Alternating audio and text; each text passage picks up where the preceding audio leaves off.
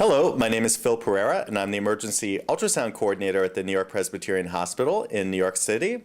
And welcome to Soundbites Cases. Let's begin by reviewing the 4 standard views of the cardiac echo exam.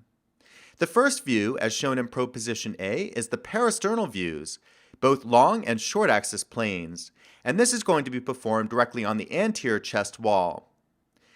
The second view is where probe position B is shown here, coming from the abdominal position or the subxiphoid view of the heart. The last view is going to be shown by probe position C, the apical view of the heart at the point of maximal impulse. This module will specifically focus on the parasternal views, specifically looking at the long axis plane. There's a great deal of information we can get from the parasternal long axis plane, so let's learn how to perform the examination. For this examination, it's optimal to use a small footprint phased array type probe that can easily sit between the ribs. We're going to place the probe just left of the sternum at about intercostal space 3 or 4, with the marker dot on the probe aimed down towards the patient's left elbow if the patient's left elbow is down by the side. That's with the caveat that the ultrasound screen indicator would be over towards the left of the screen. This will align the probe in the long axis of the heart. Occasionally, it can be somewhat difficult to get a good view of the heart from this plane, and moving the patient into the left lateral decubitus position can sometimes help imaging from the parasternal long axis plane of the heart. So now let's take a look at the images that we'll obtain by performing the parasternal long axis view of the heart. Here's a nice pictorial to the left, and what we see is that the most superficial structure will be the right ventricle. Notice that the right atrium is not seen from this plane.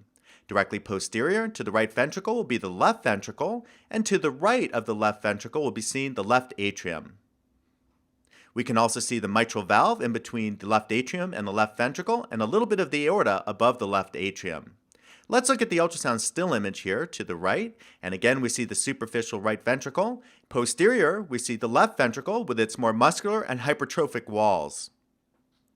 Notice the left atrium as seen to the right of the left ventricle and the mitral valve in between the two chambers. We categorize this as left ventricular inflow tract. Note the aortic valve sitting right above the left atrium, and we see a little bit of the aortic root there. This is what we categorize as aortic outflow tract. Let's now take a look at the parasternal long axis view of the heart in action.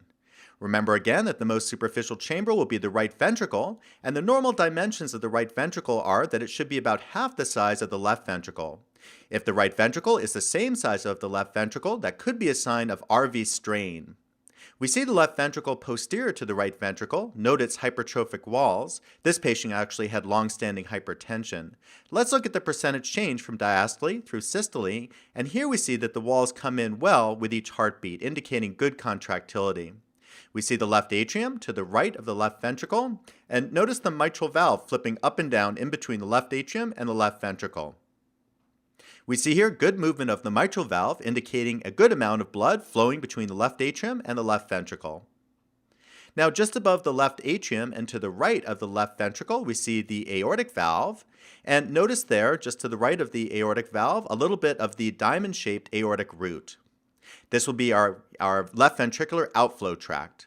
Now, another very important structure to identify on bedside sonography is the descending aorta, which is a cylinder cut in cross-section right below the mitral valve, as seen in this image. This is a very important landmark because the posterior pericardial reflection, that white line seen posterior to the left ventricle, comes off anterior to the descending aorta. This allows us to tell if the fluid that we see there may be pericardial or pleural. In conclusion, I'm glad I could share with you the Soundbites module going over part 1 of parasternal long axis view of the heart. There's a great deal of information that we can gain by looking at the parasternal long axis view, looking for left ventricular contractility, the presence of a pericardial effusion, and also the possibility of right ventricular strain. So I hope to see you back in the future as we're going to cover further modules going over the parasternal views, the subxiphoid views, and the apical views. So I'll see you back as Sono Access continues.